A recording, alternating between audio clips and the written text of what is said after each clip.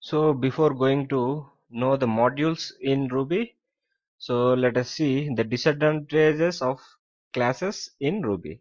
So multi-inheritance is not possible in Ruby, but multi-level inheritance is possible. So what is multi-level and what is multi-inheritance? Let us see. Let us say there is a cal called first and definition.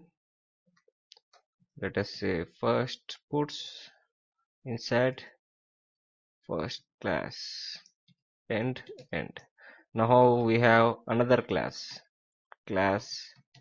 second def second class which puts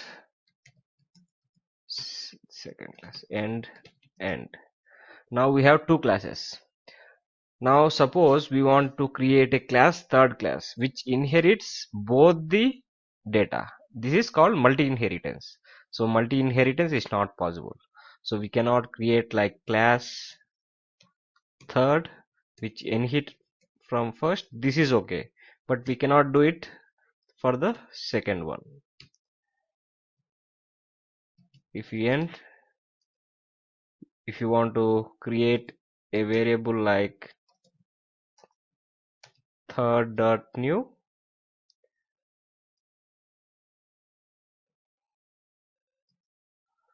and access the like first, see it is getting error.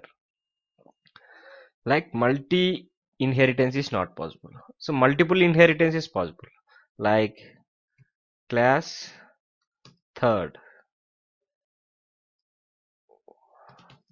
Let me create once again class third inherit from first.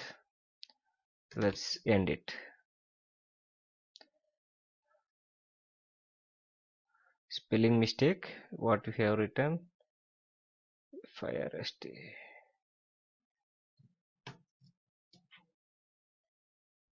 Let us create a class fourth from the class first and end the data. Now we have created a fourth class, and this is multi-level inheritance what I am explaining.